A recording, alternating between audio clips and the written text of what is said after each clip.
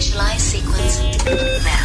5, 4, 3, 2, 1. All systems are go.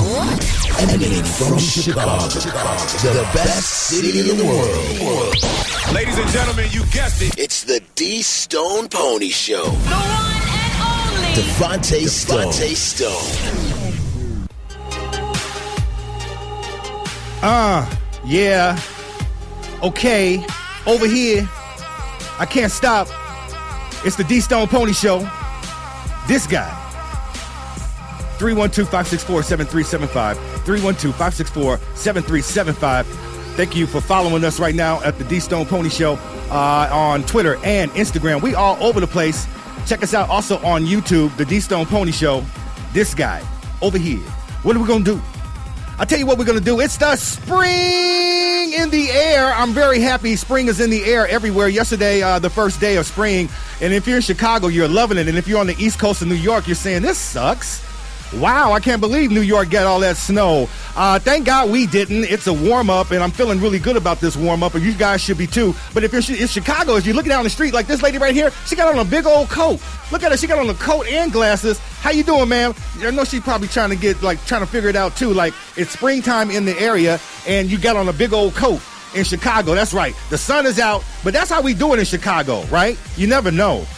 All right, Stone Pony Show. Today, Suge Knight passes out. Also, Robin Thicke, he can see clearly now. Starbucks and race, plus the UVA student Martese Johnson, who's from Chicago.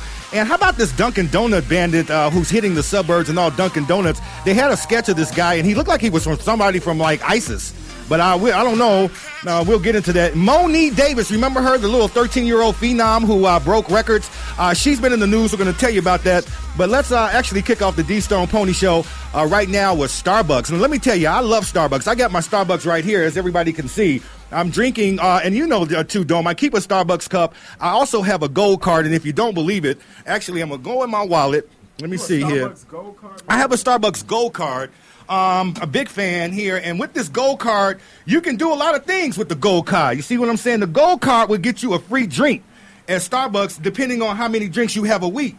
You see what I'm saying? Now, I usually drink the Venti Caramel Macchiato, which this is what this is. Great selection. Yes, and it has, let me tell you what it is. Instead of getting, I don't like 2% milk. I like whole milk. I like it really rich. And I like the with the caramel and all that great stuff. So they fix it up for me, and that's what I'm drinking. Almond milk and skim milk is a better option. I knew you would say that. That's why I wanted to kind of really move on, because you're going vegan, right? Yeah, I'm going vegan. I'm only eating tofu for the next few weeks, yes. Very sad. Starbucks on Tuesday said that they will encourage their employees, and now check this out, to discuss race in America with people like you and I who visit the shop and every day.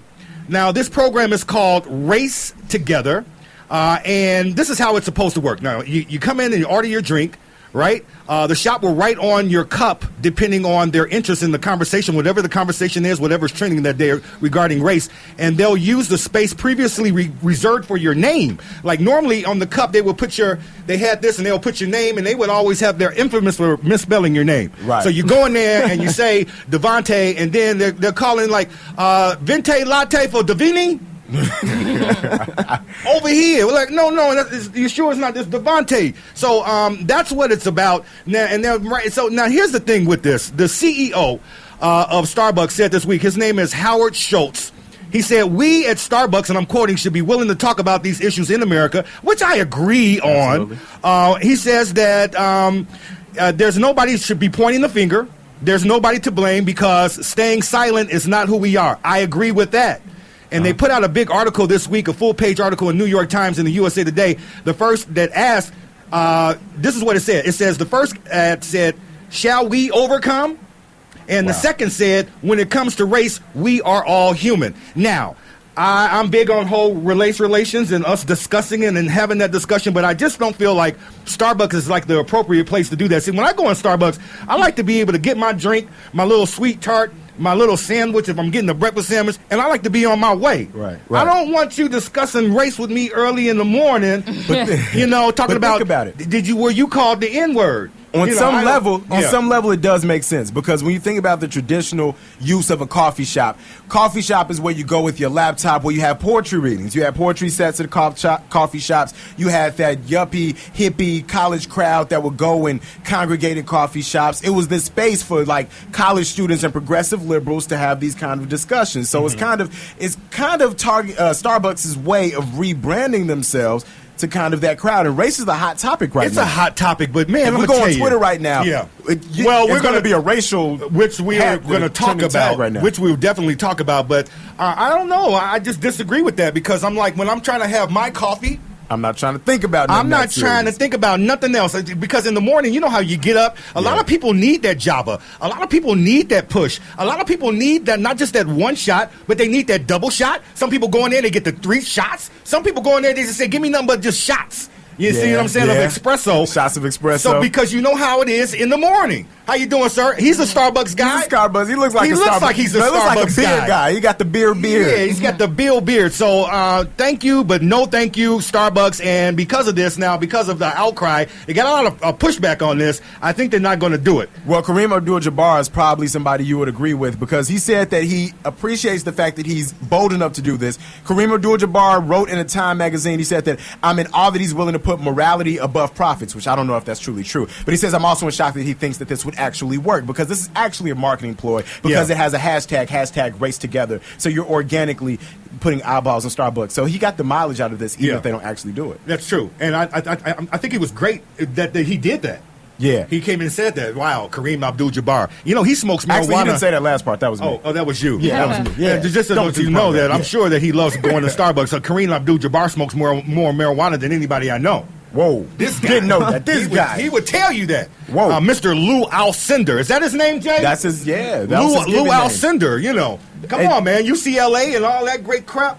You got a lot of people who said they wouldn't. They don't need to talk about this. Yeah. And I think not having coffee. Okay. Yeah. Not having coffee. All right. Moving on to Martese Johnson. This is the honor student at the University of Virginia. Made national headlines this week when lawmakers bloodied his hair during an arrest near the campus of where he actually goes to school. And now check it out. They do believe that the use of force was race-related, because if you saw the video or if you heard the screams, I think it was just horrible. And I'm like, here we go again. It was horrible. Now, he claims that his friend was using his actual ID to get into the bar the night of the incident, and I just think that it's very alarming. Now, the guy's from Chicago, right, Dome? Went to Kenwood High School, and here we go again. I saw this on the news, and I was like dumbfounded. I couldn't believe it, because I'm like, well, wow, I just had to take a breather. Yeah, you know what frustrates me about these cases is the fact that the first thing we do when you have a victim of police brutality, you look at why the black kid did what he did or didn't do the right or wrong thing. And the number one thing we should be looking at is, did the police do the correct thing? If this person, because of the way law works in America, right, this isn't martial law. So no matter what the victim did, the police has a protocol they need to follow, and they're not allowed to put their hands on someone who wasn't putting their hands on them in an aggressive or violent way. You dig what I'm saying? Yeah. So I don't understand why the first thing we look at is, well, why was he trying to get an underage bar? He's in college. Right.